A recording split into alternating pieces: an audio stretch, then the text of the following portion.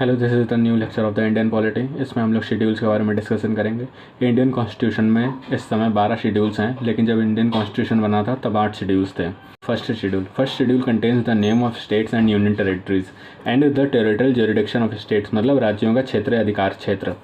ये Indian constitution में 1 से 4 आर्टिकल के बीच में दिया गया है। नेक्स्ट है second schedule. In the second schedule gives the provision in relation with allowances, privileges and emoluments। मतलब इसमें allowances, privileges मतलब विशेषाधिकार और emoluments मतलब कुल मेहनताना के बारे में दिया गया है। इसमें जिन लोगों के allowances, privileges and emoluments दिए गए हैं उसमें आते हैं president of India, governor of Indian state, speaker and deputy speaker of Lok Sabha, chairman and deputy chairman of Rajya Sabha मतलब सभापति और उपसभापति of Rajya Sabha, speaker and deputy speaker of legislative assembly मतलब विधानसभा के स्पीकर और deputy speaker, chairman and deputy chairman of the legislative council मतलब विधान परिषद के सभापति और उपसभापति, सुप्रीम कोर्ट के जजेस, हाई कोर्ट के जजेस and controller and auditor general of India मतलब कैग, भारत का नियंत्रक और महालेखा परीक्षक, भारत का जो खर्च का ऑडिट करता है वो होता है कैग। नेक्स्ट है third schedule contains the form of oath and affirmation. Oath and affirmation में difference. Oath and affirmation, oath मतलब होता है शपथ और अफर्मेशन होता है प्रतिज्ञा।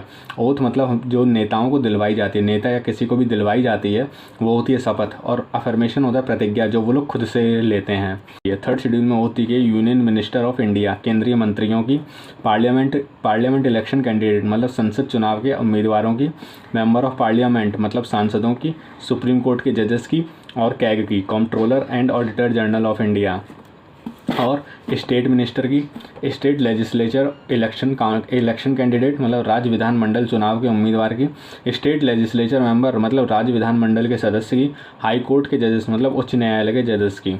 इसमें बस प्रेसिडेंट, वाइस प्रेसिडेंट और गवर्नर की प्रतिज्ञा नहीं दी गई है, और बाकी इसमें 9 लोगों के बारे में प्रतिज्ञा के बारे में बताया गया है। नेक्स्ट है fourth schedule contains the provision in relation to the allocation of the seats of Rajya Sabha between the states and union territories. इसमें राज्यसभा में राज्यों और केंद्र शासित प्रदेशों के बीच में सीटों का आवंटन किया गया है। मतलब राज्यसभा में जो 250 सीटें हैं उसमें से 1200 सीट्स नॉमिनेटेड की जाती हैं, और जो 238 सीट्स बचती हैं उनको स्टेट्स और यूनियन टेरिटरीज में फोर्थ शेड्यूल के अकॉर्डिंग बांटा जाता है। नेक्स्ट है fifth schedule contains the provision in relation to the administration and control of scheduled areas and scheduled tribes मतलब जनजातीय क्षेत्र और जनजातीय प्रजातियों के एडमिनिस्ट्रेशन के बारे में फिफ्थ शेड्यूल में हमको बताया गया है। किसी भी एरिया और किसी भी जनजाति को शेड्यूल्ड एरिया और शेड्यूल्ड ट्राइब को घोषित करने का जो अधिकार होता है वो सिर्फ राष्ट्रपति के पास होता है। नेक्स्ट है sixth schedule contains the provision in relation to the administration of tribal areas in the state of Assam, Meghalaya, Tripura and Mizoram. Assam, Meghalaya, Tripura और मिजोरम के स्टेट्स में जो ट्राइबल एरियाज़ हैं उनके एडमिनिस्ट्रेशन के बारे में सिक्स्थ शेड्यूल में बताया गया है। इनको याद करने की ट्रिक है मेरा ATM। मेरा के M से हो गया मेघालय, A से हो गया असम, T से हो गया त्रिपुरा, M से हो गया मिजोरम। ये 4 स्टेट्स के बारे में सिक्स्थ शेड्यूल के बारे में बताया गया है। इसमें मणिपुर नहीं आता, ये एक ध्यान रखने वाली बात होगी हम लोगों के लिए। नेक्स्ट है seventh schedule deals with 3 legislative list. इसमें 3 लेजिस्लेटिव लिस्ट दी गई हैं। इन लिस्ट में केंद्र और राज्यों के बीच शक्तियों का निर्धारण किया गया है, जिसमें से पहली सूची है संघ सूची या यूनियन लिस्ट।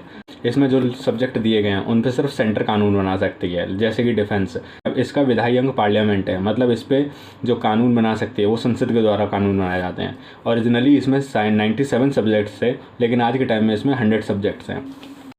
सेकेंड है स्टेट लिस्ट मतलब राज्य सूची। इसमें जो सब्जेक्ट दिए गए हैं उस पर सिर्फ स्टेट गवर्नमेंट लॉ बना सकती है। इसका विधायी अंग स्टेट लेजिस्लेचर मतलब राज्य विधायिका होता है, और इसमें ओरिजिनली 66 सब्जेक्ट थे, लेकिन आज के टाइम में इसमें 61 सब्जेक्ट हैं। नेक्स्ट है कॉन्करेंट लिस्ट में स्टेट और सेंटर दोनों मिलकर कानून आते हैं। इसमें पहले 47 सब्जेक्ट थे, लेकिन अब इसमें 52 सब्जेक्ट हैं। नेक्स्ट है रेजिडरी पावर्स मतलब अवशिष्ट शक्तियाँ। ये कॉन्स्टिट्यूशन के आर्टिकल 248B में दिया गया है। इसमें वो सब्जेक्ट हैं जो तीनों ही लिस्ट में नहीं दिए गए हैं, और इसमें जो कानून बनाने का अधिकार होता है वो केंद्र के पास होता है। इसमें पार्लियामेंट मतलब संसद कानून बनाती है। ये ऐसी चीज़ें होती हैं जैसे मान लीजिए कोई नई डिस्कवरी हो जाए। 42nd amendment of 1976 transferred 5 subjects to concrete list from state list मतलब स्टेट लिस्ट से 5 सब्जेक्ट कॉन्क्रीट लिस्ट में ट्रांसफ़र किए गए थे। ये सब्जेक्ट थे education, forest, weight and measures, protection of animal and birds, और लास्ट था administration of justice, constitution and organisation of all courts except supreme court and high court. Next है 8th schedule. 8th schedule ने 22 भाषाओं को आधिकारिक मान्यता दी है, जो कि हैं असमी, ओरिया, तमिल, बंगाली, मणिपुरी, पंजाबी, तेलुगु, बोडो, मराठी, संस्कृत, उर्दू, डोगरी या Dongri, Nepali, Santhali, Malayalam, Gujarati, Hindi, Kannada, Kashmiri, Konkani and Maithili. English is not constitution language. 21वें अमेंडमेंट एक्ट 1967 से सिंधी ऐड करी गई। 71वें अमेंडमेंट एक्ट 1992 से कोंकणी, मणिपुरी, नेपाली एडिट की गई। 92वें अमेंडमेंट एक्ट 2003 से बोडो, डोगरी, मैथिली और संथाली ऐड की गई।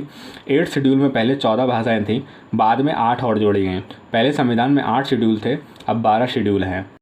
9th शेड्यूल में 284 ऐसे एक्ट्स हैं जिनको कि जुडिशल रिव्यू से सुरक्षा प्रदान की गई थे। इसी शेड्यूल की मदद से इंडिया में सबसे पहली बार लैंड रिफॉर्म्स हुए थे और जमींदारी सिस्टम को ख़त्म किया गया था। इस शेड्यूल को फर्स्ट अमेंडमेंट एक्ट 1951 के द्वारा ऐड किया गया था to protect the laws included in it from judicial scrutiny on the grounds of violation of fundamental rights. मतलब इसमें जो कानून थे उनको हम फंडामेंटल राइट्स के वायलेशन होने पर कोर्ट में चैलेंज नहीं कर सकते थे, लेकिन 2007 में सुप्रीम कोर्ट ने ये रूल बनाया कि 9th शेड्यूल में 24 अप्रैल 1973 के बाद जो कानून ऐड किए गए हैं उनकी जुडिशल रिव्यू की जा सकती है। नेक्स्ट है 10th शेड्यूल। 10th शेड्यूल में provision relating to disqualification of the membership of the parliament and state legislature on the grounds of the deflection. मतलब दल बदल के आधार पर संसद और राज्यसभा के सदस्यों की सदस्यता को भंग किया जा सकता है। ये 52वें अमेंडमेंट एक्ट 1985 से एडिट किया गया था। इसे एंटी डिफ्लेक्शन लॉ भी बोला जाता है। 11th schedule specify the power, authority and responsibility of the panchayat. It has 29 matters added by 73rd amendment act 1992 and implemented on 24th April 1993। 12th schedule specify the power, authority and responsibility of the municipality, मतलब नगर पालिका। It has 18 subject. 74th amendment act 1992 के द्वारा इसको add किया था। 1 जून 1993 पर इसको इम्प्लीमेंट किया गया था। 96th अमेंडमेंट एक्ट 2011 के द्वारा उड़िया को उड़िया किया गया था। पहले इसको उड़िया के नाम से जाना जाता था, पर 96th अमेंडमेंट एक्ट 2011 के द्वारा इसको उड़िया किया गया था।